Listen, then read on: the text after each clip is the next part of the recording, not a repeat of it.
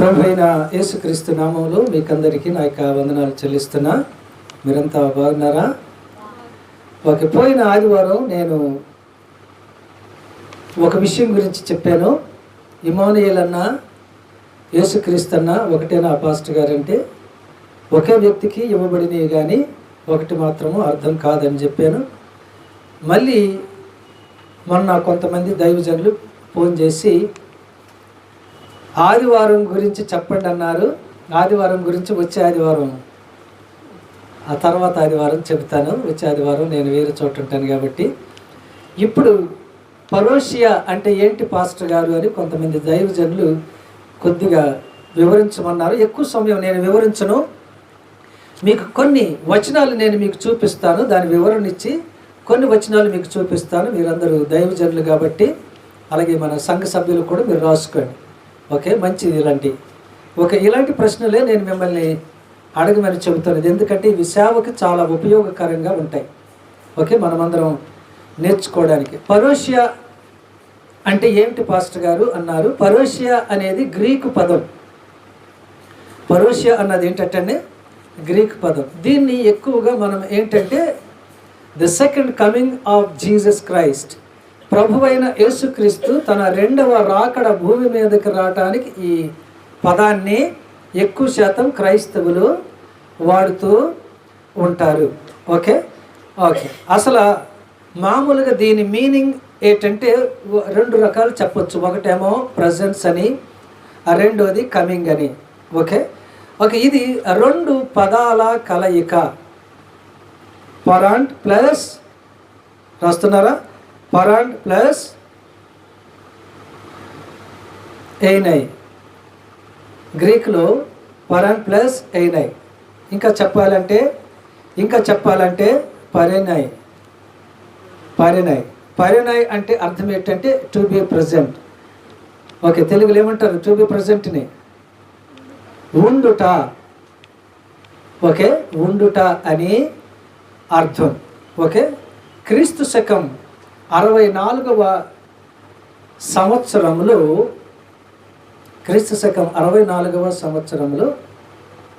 Christians అంటే క్రైస్తవులు ప్రభువు త్వరగా వచ్చును అనేసరికి వచ్చేస్తున్నాడేమనుకొని కంగారు పడి వాడుకుండే ఆస్తుపాస్తులంతా కూడా ఇతరులకు ఇవ్వటమో జరిగింది.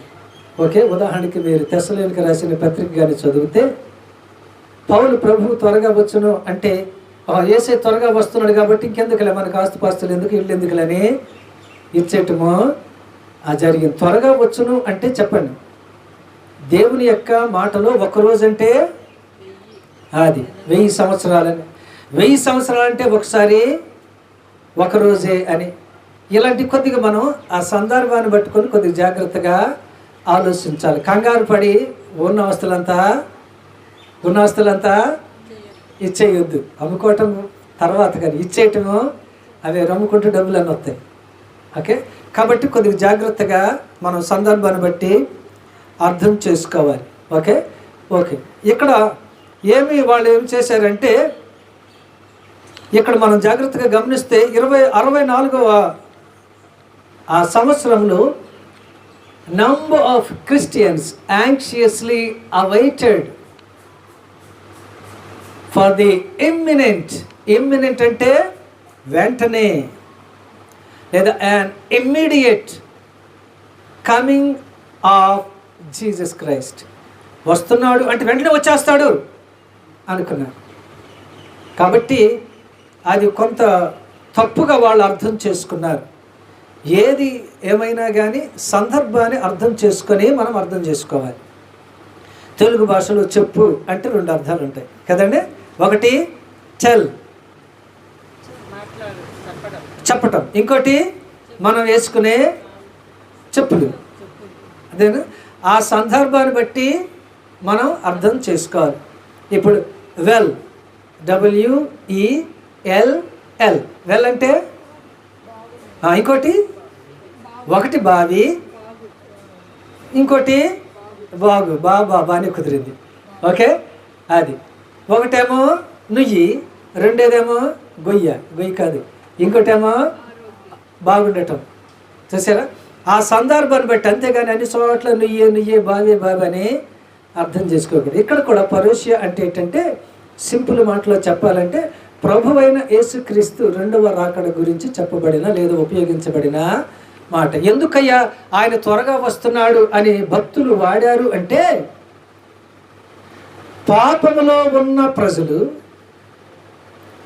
యేసయ్యను రక్షకుడిగా త్వరగా అంగీకరించి మారు మనసు పొంది వస్తారు అని వాళ్ళు ఆ పదాన్నే వాడారు. అది కూడా ఒకందుకు మంచిదే, ఆ రూపంలోనైనా వస్తారులే అని.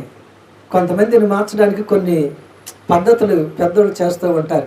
ఇలా చేసినా మారుతాడేమో అని, అలా చేసినా మారుతాడేమో అని వాళ్ళ ప్రయత్నాలు. అలాగే ఈ పరోషియా అంటే గ్రీక్ పదం, అదేంటట యేసయ్యకు రెండో రాకడికి చెప్పబడిన పదం. ఓకే, వెరీ క్విక్గా నేను కొన్ని వచనాలు మీకు చదువుతాను, మీరు ఇంటికి వెళ్ళాక వాటిని జాగ్రత్తగా ధ్యానం చేసుకోండి. 8 రకాలు నేను మీకు ఇస్తాను.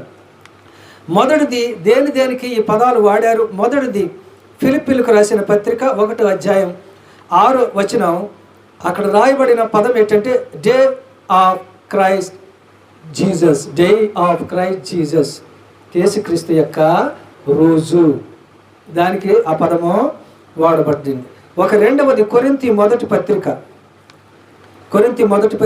1వ అధ్యాయం 8వ వచనం.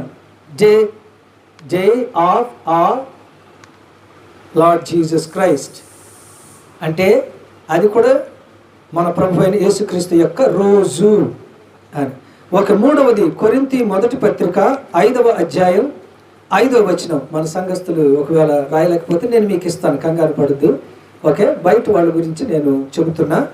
ఓకే, నోట్స్ నేను రాసింది ఆల్రెడీ నా దగ్గర ఉంది కాబట్టి నో కంగారే చాలు.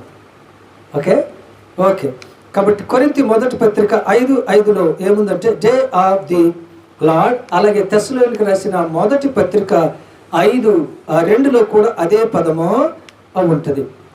ఇక 4వది ఫిలిప్పీలకు రాసిన ఫిలిప్పీలకు రాసిన పత్రిక 1వ అధ్యాయము 10, అలాగే 2వ అధ్యాయము 16వ వచనంలో కూడా డే ఆఫ్ క్రైస్ట్, క్రీస్తు యొక్క రోజు అని ఉంటుంది. ఓకే, 5వది ఏంటంటే యోహాను రాసిన మొదటి పత్రిక 4వ అధ్యాయము 7వ వచనంలో డే ఆఫ్ జడ్జిమెంట్, ఏంటంటే తీర్పు రోజు అని ఉంటుంది. 6వది తెస్సలోనికీయులకు రాసిన మొదటి పత్రిక 5:4లో దిస్ డే, ఈ రోజు అని ఉంటుంది. 7వది తిమోతి 2వ పత్రిక 1:12వ వచనంలో దట్ డే, ఆ రోజు అని ఉంటుంది. ఇక 8వది రోమీయులకు రాసిన పత్రిక 2వ అధ్యాయం 5వ వచనం డే ఆఫ్ రాత్ అంటే దేవుని యొక్క ఉగ్రత దినము అని. వీటిలన్నిటికి కూడా ఏంటంటే ఆ పదమే వాడారు. ఓకే, మీకు నేను ఇస్తానులే నోట్స్. కాబట్టి పరోషియా అంటే గ్రీక్ పదము, దాన్ని ముఖ్యంగా దేనికి వాడారటండి, యేసుక్రీస్తు యొక్క రెండవ రాకడ గురించి వాడారు. ఎందుకు వెంటనే అని వాడారు అంటే, ఈ రూపంలోనైనా మీరు యేసుక్రీస్తును రక్షకుడిగా అంగీకరించి ఓకే ఆయన రాకడకు మీరు సిద్ధంగా ఉంటారని భక్తులు వాడిన పదాలు. కొంతమంది చూసారండి, బుజ్జి కన్నా అంటే వాళ్ళు వినరు, అన్నారు అనుకోండి, ఏమంటారట, ఏం పడతారు, భయపడతారు. అప్పుడైనా అమ్మో ఇంతకుముందు ఒకలాగా మాట్లాడు, ఇప్పుడు చాలా సీరియస్ అవుతున్నారండి, మేము చాలా జాగ్రత్తగా ఉండాలి, ఇప్పుడైనా మేము మారాలి అని మారుతారు. కాబట్టి మీకు అర్థమైంది అని అనుకుంటున్నారు. పరోషి అంటే ఏంటంటే అది గ్రీక్ పదము, ప్రభు యొక్క రెండవ రాకడ గురించి చెప్పబడిన పదము. కొంతమంది ఆదివారం సెలవు గురించి కొద్దిగా వివరించండి పాస్టర్ గారు అని రిక్వెస్ట్ చేశారు, ఫోన్ చేశారు కొంతమంది దైవజనులు. దాన్ని వచ్చే ఆదివారం నేను చెబుతాను, ఎందుకంటే ఇప్పుడు మళ్ళీ నేను ప్రసంగానికి వెళ్ళాలి, సమయం లేదు కాబట్టి. ఇలాంటి ప్రశ్నలు అనేకము మనము నేర్చుకొని మన యొక్క సేవ జీవితంలో వాటిని వాడి మనం అనేక ఆత్మలను ప్రభు కొరకు, ప్రభు వైపుకు తిప్పడానికి పరిశుద్ధాత్మ దేవుడు మనకు సహాయం చేయనుగాక. ఆమేన్. God bless you all.